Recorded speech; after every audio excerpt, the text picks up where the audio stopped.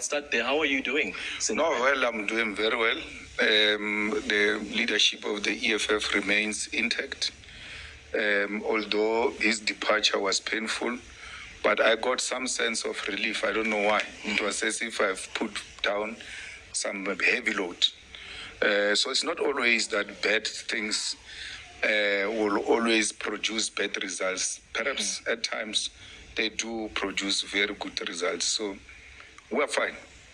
We're rocking. You're rocking. Is that as the EFF? What about you and him? Is there an opportunity? No. I don't have anything to do with him. No friendship anymore? No. I don't. What brought us together was a common purpose. We met in the trenches. We didn't meet in a club. We didn't meet at church. We didn't fall into love with each other at the university in the same class.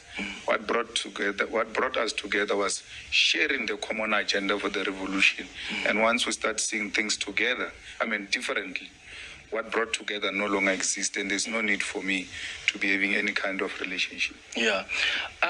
One of the things that I think a lot of people saw this when you addressed the press briefing with him when he was announcing that he's leaving. And a lot of people said, oh, you can just see how sad Julius is. We've never really seen him like that. And you guys were so collegial in the way you addressed this matter. You were very professional. You were very mature in how you handled it. And then a few days later, you addressed the ground forces and I felt you were going hard on him, where you said you have been betrayed. What happened between that moment and the time when you addressed the ground forces? Because it seems like something happened, because then the messaging changed. No. The messaging remained the same.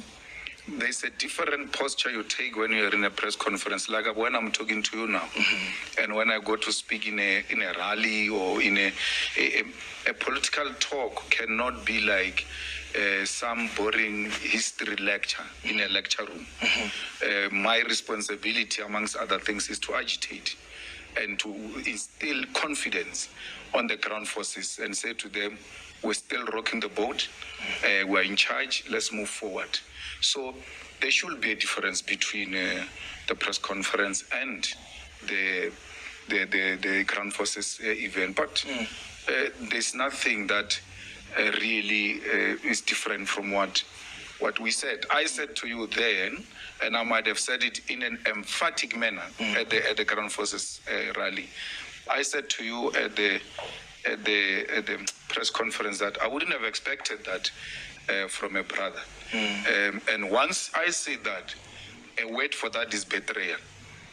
So if whether I put it in that way or this way, it's the same. But it's water under the bridge now. Nothing of us depend on his existence. No. We are doing much better now without him. Yeah.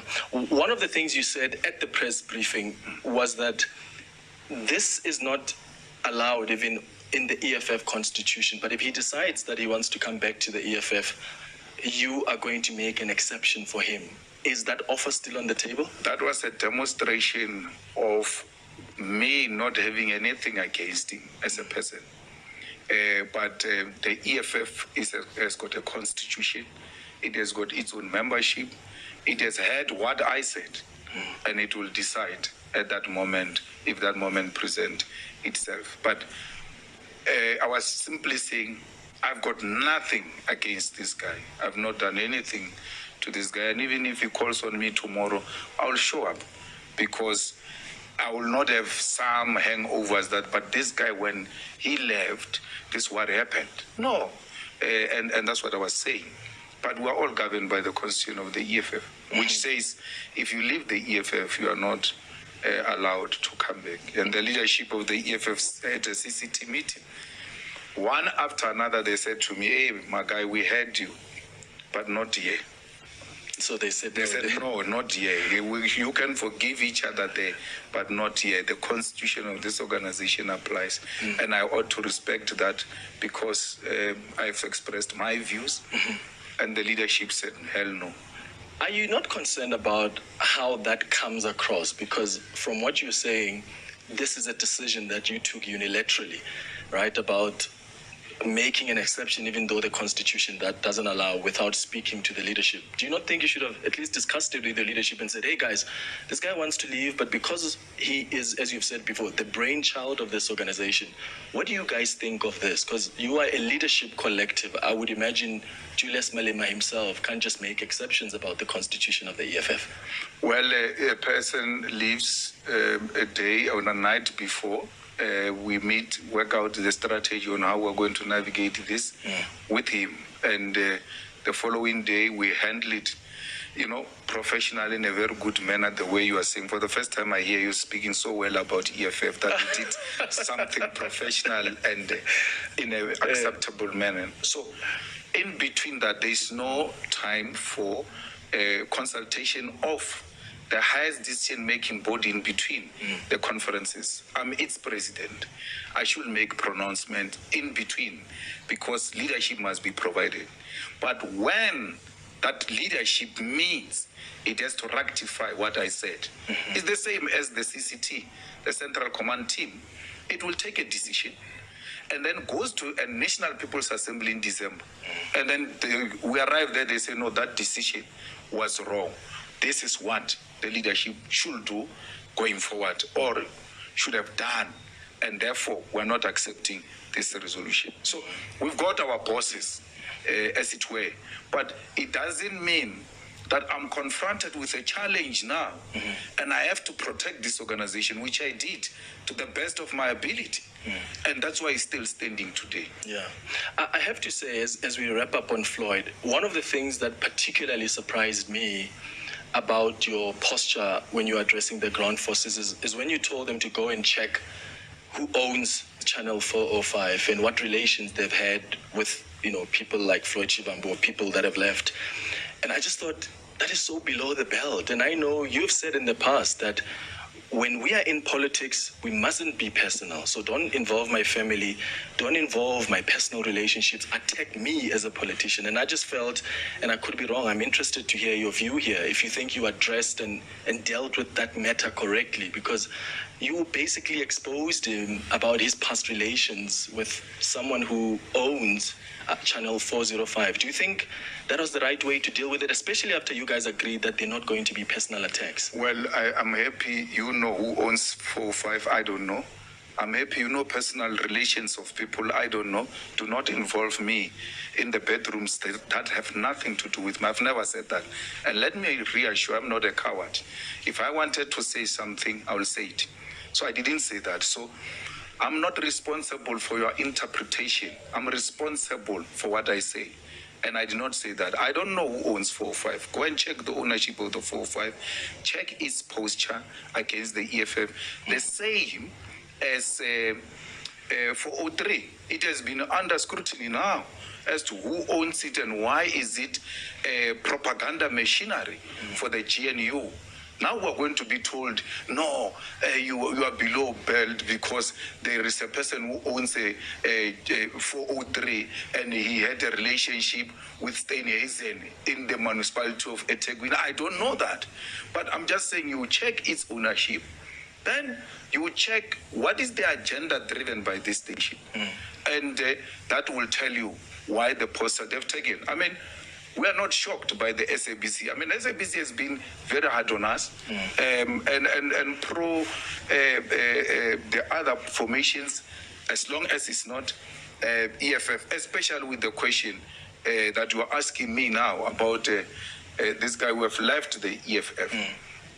If you check the relationship of some of the board members of the SABC and look at the SABC's posture, then you will understand why the SABC is taking the posture is taking.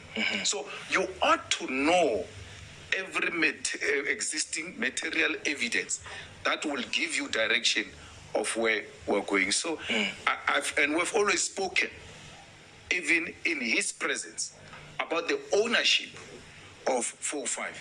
And we've always doubted that which they say owns 405 is actually not true.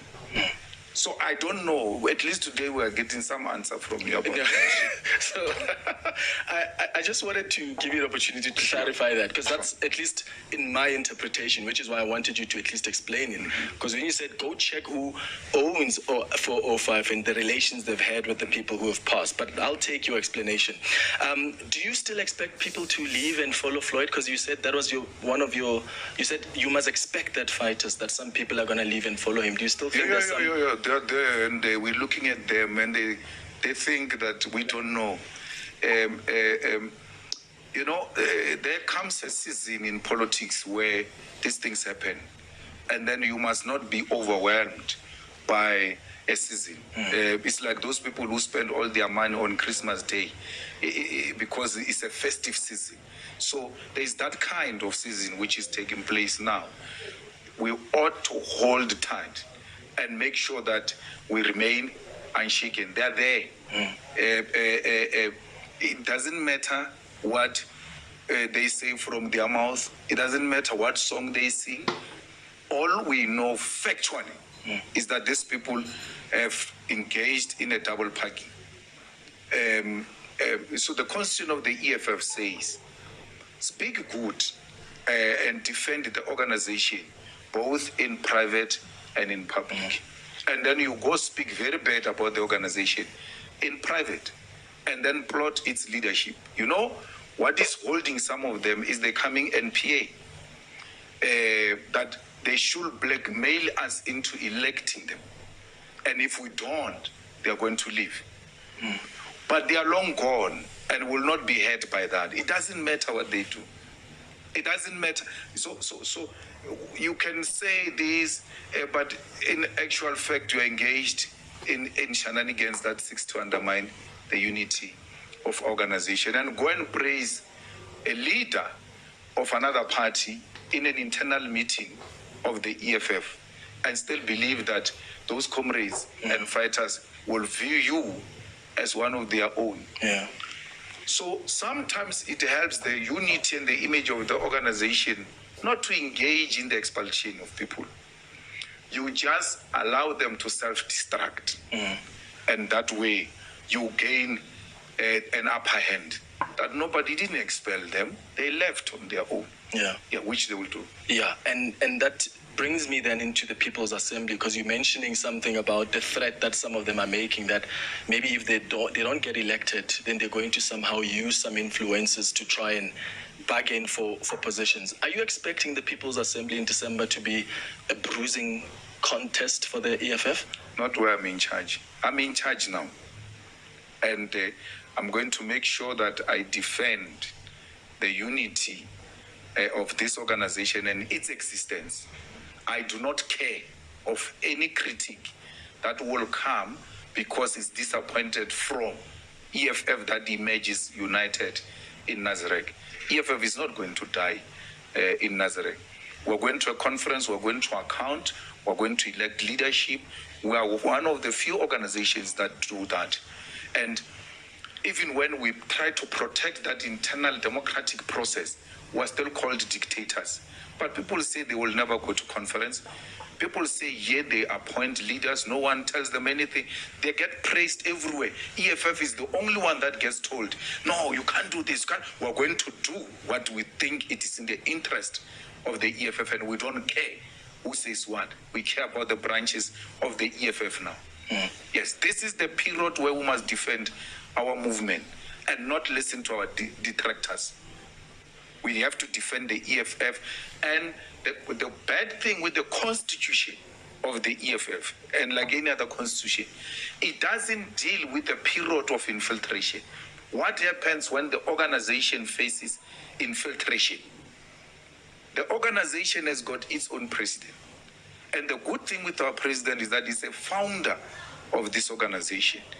And where there is an absence of constitutional provision on how to deal with this, the president must intervene, and the president will intervene. Yeah. What is your relationship now with Mbuyiseni Ndlozi? I'm sure you've seen the suggestions people have been making since the address conference. You said some of the leaders are quiet, and some of their partners have liked tweets, and you know about the Twitter detectives who've gone and found some of the tweets that were liked by the partner of Ndlozi. Were you referring to him when you were making that statement? And what's your current relationship with him now? Our relationship has always been an organizational and political relationship, and it remains like that. And I've not seen anything untoward, because even in Parliament, where we meet the most, we're working together. We meet almost every Monday, especially now with the preparations of the NPA. He's there, he's given tasks, he executes those tasks to the best of his ability. Nothing has suggested that there should be some sour relations between me and Dr. Ndlozi.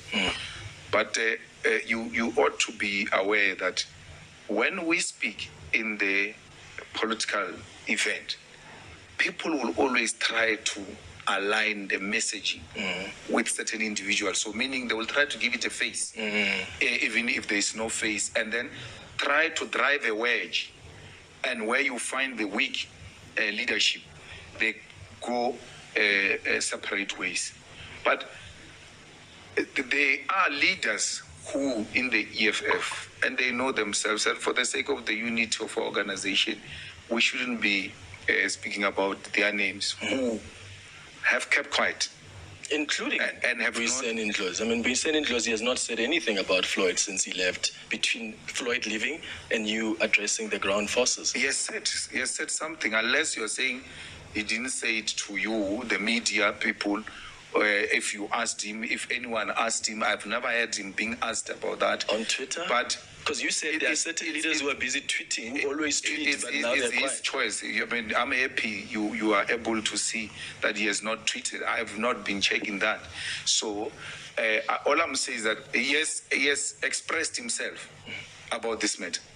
To me, he has expressed himself internally in the organization. And he's writing his own history. Everybody writes his own history. But you said to me earlier on that the EFF expects its leadership to defend this organization, not just internally, but publicly as well.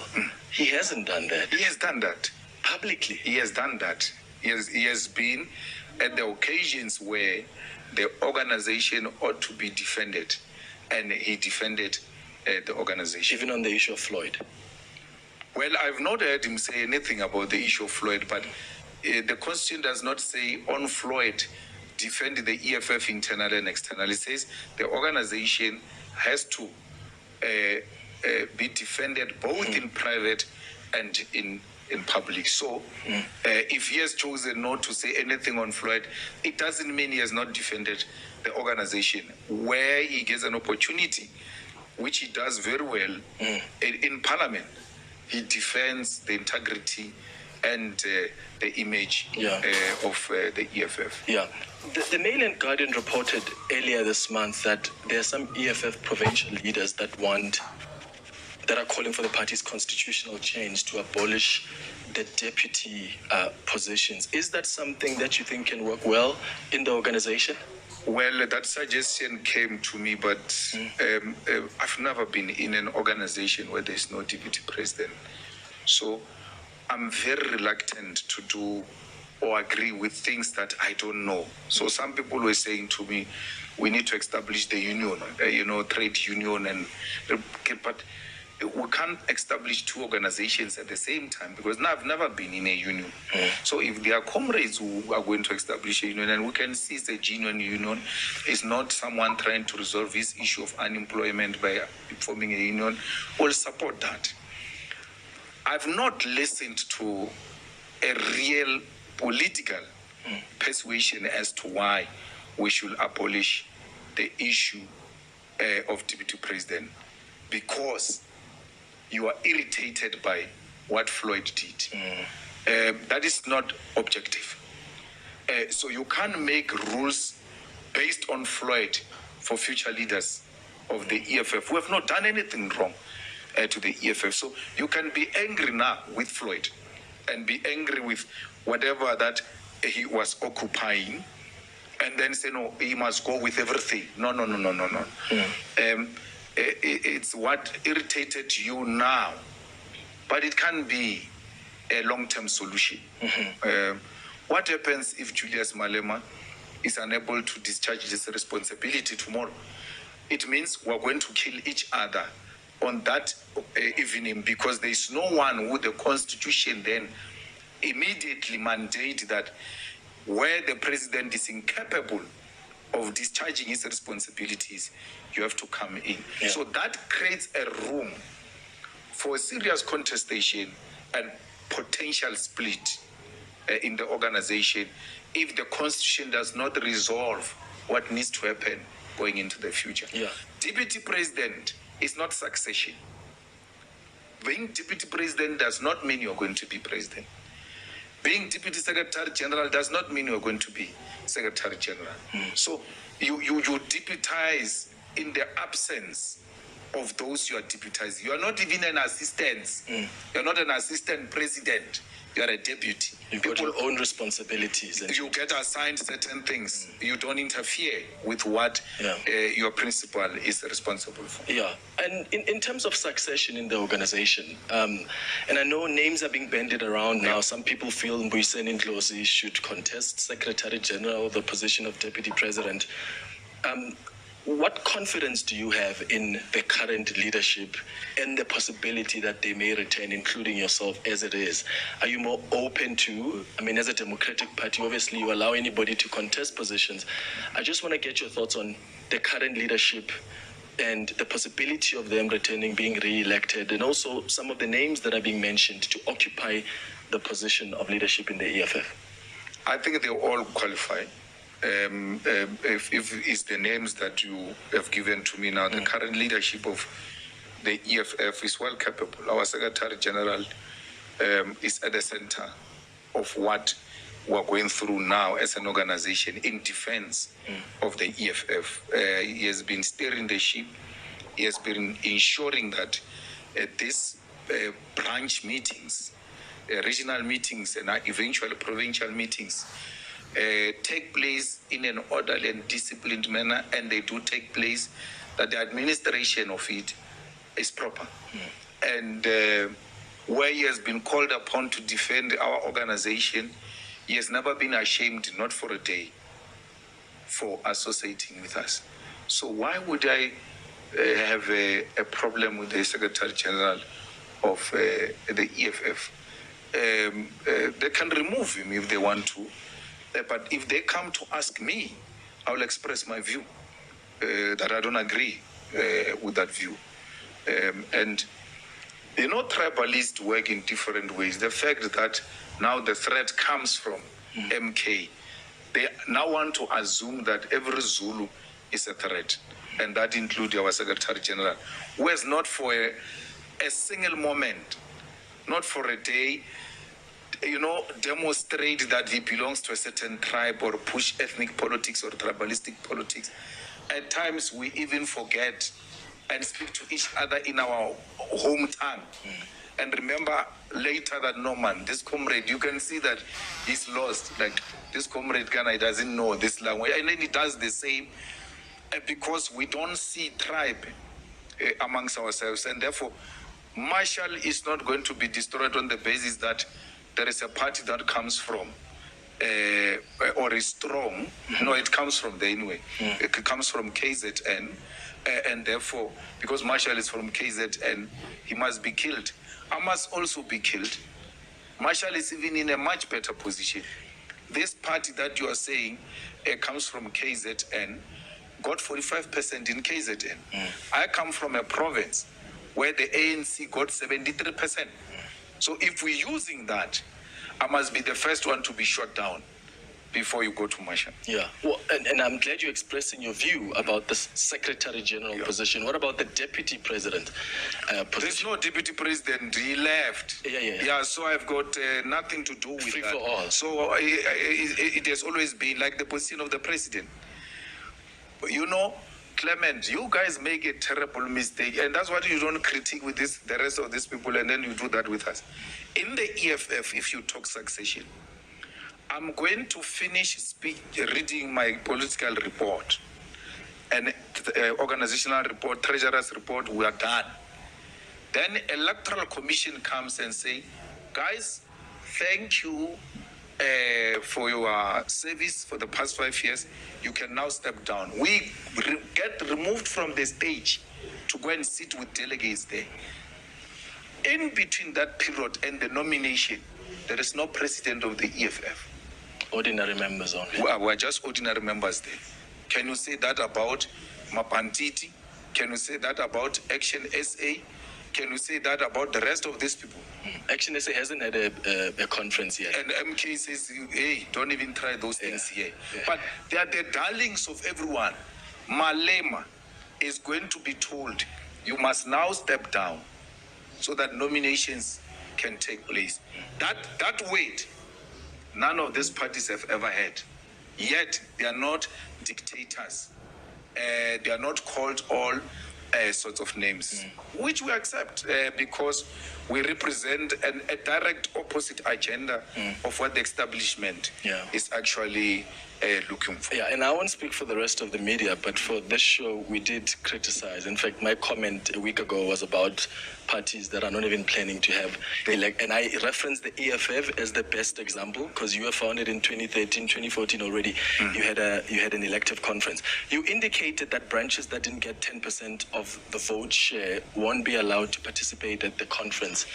Just please expand more on that. So when you go to a conference, you say a branch in good standing will be 100 members who have paid up their membership fee, who are registered voters, and that branch should go and elect the branch leadership if it doesn't have a branch leadership. If it does have a branch leadership, then it will nominate a delegate. So it's a criteria which it is left to us as the leadership of the EFF. So you look at those branches that have 100, the BGAs, BPAs, and then you say one delegate, and then you use a zebra approach, and you say, can't we come up with a criteria where we reward hardworking? So then we say, okay, you are a branch of the EFF, it's okay, but you don't qualify to go to a conference. Because a requirement of a branch, for you to be recognized as a branch, is not that you must go to a conference. No, you can be a good branch in good standing, but you are not hardworking. And therefore, all the hardworking branches, which received 10% and above, will go to the NPA. And then they should have 100 members in good standing and all of that. And they must try 2 times if they fail the first time. To have a BGA or BPA where you elect a delegate, if you fail the first attempt, you must succeed on the second attempt. Why? A hard-working branch can't fail to convene a coordinating meeting to elect a delegate. If it is a legitimate membership, if it is a hard-working branch, it means there is an existing leadership there. That's why we're putting all kinds of criteria to ensure that we've got genuine delegates to the conference of the EFF, because conferences are a point of infiltration. The infiltrators perform very well when you go to the conference.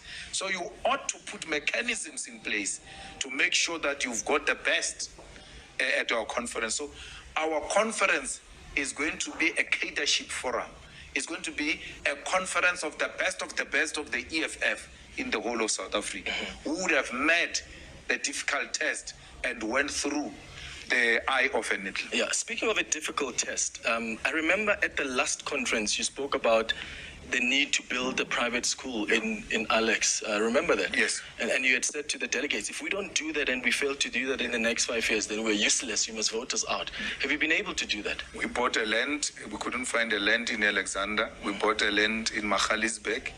We were hit by COVID for 2 years in our term. We're not allowed to do anything. We came back. Now, when we came back from COVID, our plans have been stuck at the Mogale City Municipality. So I can't construct a school